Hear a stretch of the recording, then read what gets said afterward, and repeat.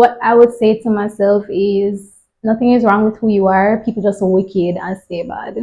Hi guys, welcome back to my channel. If you are new here, this is pages from my journal, and basically I wanted to do a get to know me. I asked my friend Tash to get 10 random questions and a bonus question to ask me, and I wanted them to be interesting. I didn't want the regular, so stay tuned for all of that.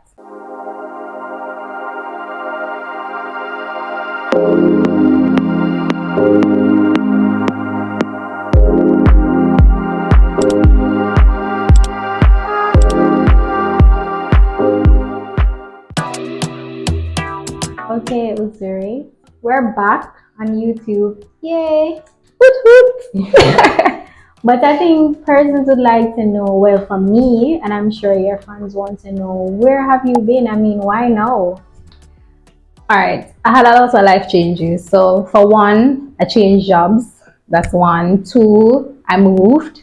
And to be honest, this whole time I've gained a lot of knowledge, and I want to come back to YouTube. I've been wanting to come back to YouTube, but the time was just not a thing. I had no time. I only had time to sleep, and that was just about it. So I basically got a chance to balance my life, organize myself, and I decided, I want to come back to YouTube. And I also didn't want to come back at a time when I could not be consistent, because one thing I hate is an inconsistent YouTuber, and I didn't want to be that person. So I decided to come back when I knew that I was in a better situation to be consistent and to actually achieve the goal and really build a community here. You mentioned you don't want to be an inconsistent YouTuber, so I'm thinking that YouTube means a lot to you. So tell us exactly, what does content creating mean to you? So to me, content creating is about sharing, and not the kind of sharing where you have to ask for the information. It's just given to you. You can just type in a word and then there are many videos to follow. So I just feel like it is an opportunity for persons to just share information in whatever way they are able to. So they can be as creative as they want to be, they can be as broad as they want to be. So I really feel like content creation is just sharing information in an informal way. All right, that was great. But I don't know if anybody has noticed as it. She has something on her hand. Let's show us this. And I'm sure the people want to know what exactly do those words mean and why right there. All right, so this is my newest tattoo. It says never give up. Right, so I got this probably maybe 3 months ago, if not longer. So it's my life mantra.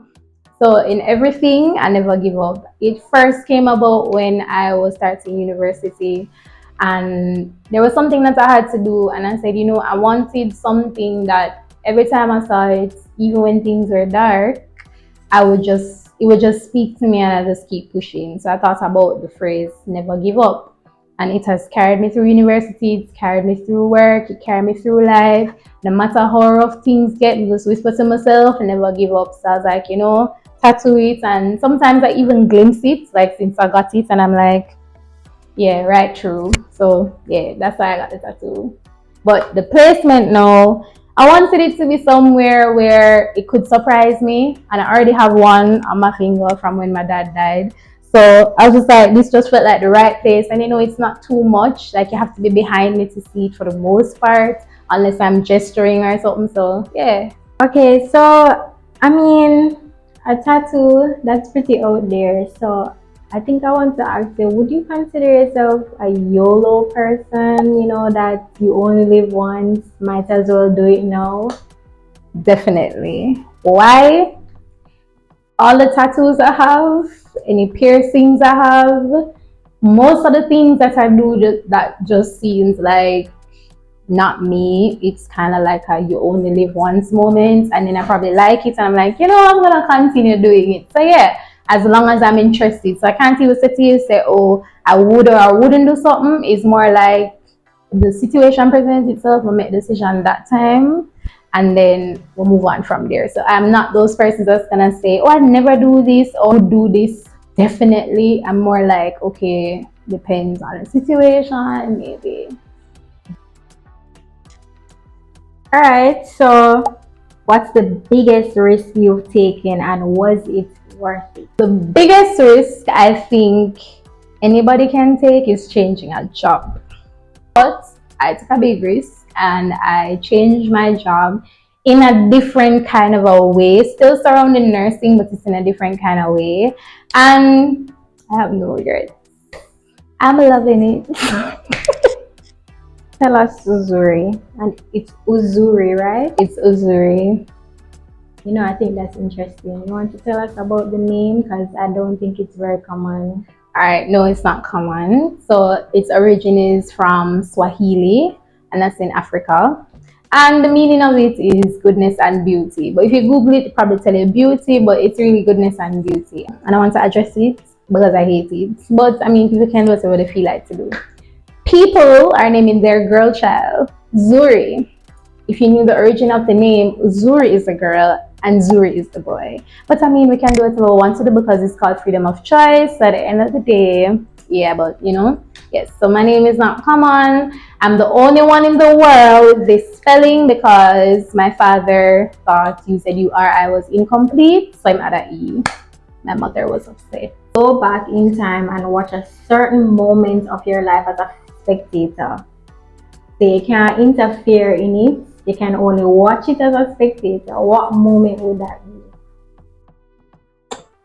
Wow, it might sound real dark.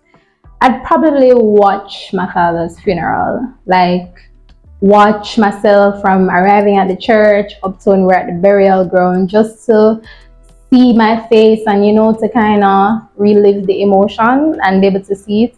I'd want to because I feel like that moment would bring back some level of closure for me.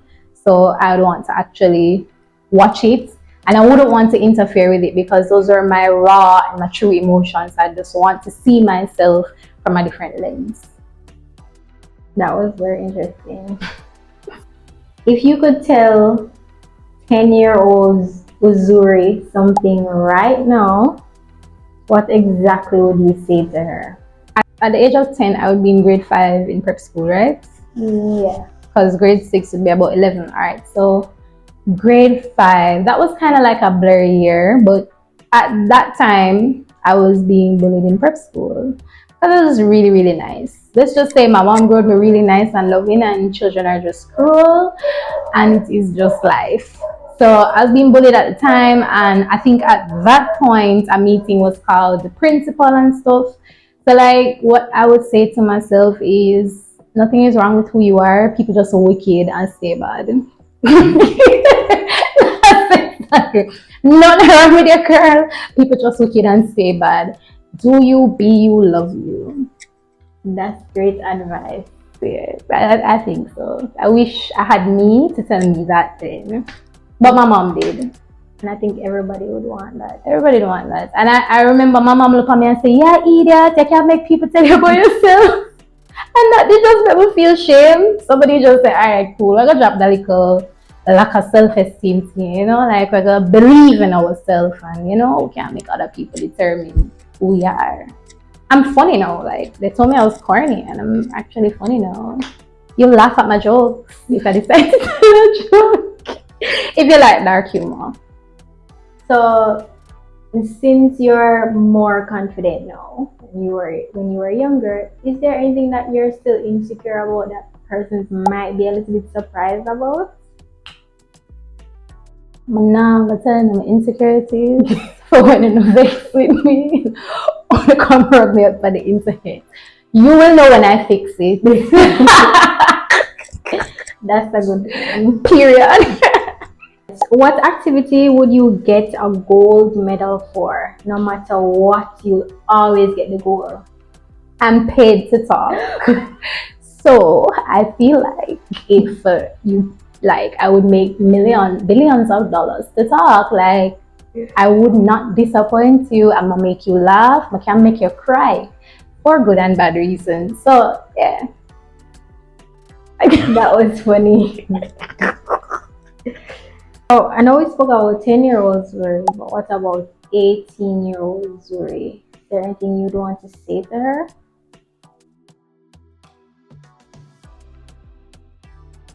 Wow. I'm trying to think about, oh wow, yes, I'd want to say, hold on, my girl, life was a get rough, but hold on, because my father's birthday was January, my birthday was February, and he died in May. He died 2 days before my stepfather's birthday, so you can just tell like it's a series of events.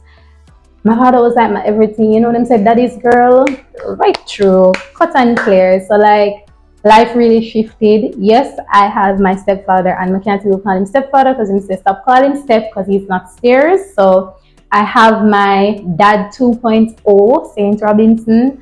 So it's not like I didn't have a father figure around, but you know that whole biological connection, you don't get like the natural one, like how I love my mother, but me and my mother can't agree sometimes. Things really shifted emotionally, mentally for me at that time. So I'd want to say to her, listen, girl, things can be harder. It could be harder physically, financially, and stuff. So just deal with the mental stuff and like keep pushing because I'm gonna make it, girl. Period. After 10 years later, I'm at 28 now, and I'm telling you, girl, it's off to get better. Period. Yeah, why looking at me like that? It's true. I'll say it better. If you could create a holiday, a new one, what would it be and how would you expect people to celebrate it? I'd call it Love Day because Valentine's Day I think is kind of played out now. I call it Love Day. So it would just be a day that you decide how you show anybody love. So it's not limited to your boyfriend or your girlfriend. It could be a child. It could be a friend that you never seen in a long time. On Love Day, you can choose to surprise people. So you decide how your love day will go. It can even be self-love. You can decide to do nice things for yourself. So I call it Love Day, a day where you decide who, what, when. It could be a dog, it could be a fish. You buy a fish a supreme feeding, and say I love you, and give them the supreme feeding with vitamins you don't normally buy. So on that particular day, you just show love in any form that you feel comfortable. So do you have an activity that when you do it, you feel that self-love? Skincare.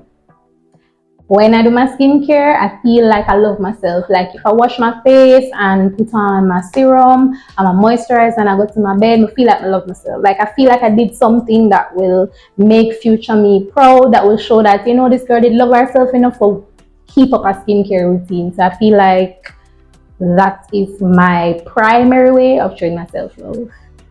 Why is it pages from my journal? Why couldn't have been a day in my life or pages from my life? What's the significance of the journal? Alright, so if you haven't already, I strongly recommend that you start a journal. So in my life, I've never been able to finish a journal, right? And normally when it's time to dump, I just take it up and say, oh, I stop using it so long and just throw it. I never read back the entries. Now I have a journal that probably like I feel like half of it I haven't been able to continue it. And one day I decided to read it, and oh my god, I sat down and I laughed at my own thoughts. Like I was like, I'm being really right this, what did I go through my mind and stuff, and like I got to see how my thought process grew. So it's a way of seeing your growth for itself in its raw and true form. So in a sense, YouTube is like that for me. I wanted it to be my journal, where this type of journal is my journal where I share, where after I've learned a lot, after I've gotten information, I share with you, you share with me. We build a community of persons who are sharing. So if a skincare video, I'm supposed to see 100 comments underneath it to talk about skincare. Oh, I use this, so in case what I use don't work for you, then you have 100 suggestions below. So like I feel like that's the kind of community I want to have. When you click on one of my videos, it's supposed to say, all right, it's not just her, but it's a community of people that's interested in the things that she's doing. And to be honest, I didn't want it to be a vlog. I didn't want it to be cliche. You're gonna see after this video how my videos are structured, and you'll really understand the concept of pages from my journal. So stay tuned for that. You will get it eventually. So obviously there is no amount of questions that I can answer for you to know me, but at least you have an idea of where I am, what I'm doing, what the thought process is like. Not just come back and say, hey guys, I was gone for a year and I'm back, because no, I didn't want to do that. So I feel like this was like another way of doing it, and thank you so much, Tash, for helping me with this part. I didn't know what the questions were until she asked me, and I guess probably that's why maybe my facial expression would show that. So thanks for watching. Stay tuned for my videos. They will be every single Friday as of now at 7 p.m. So stay tuned. Follow me on Instagram at Zuri, and see you soon.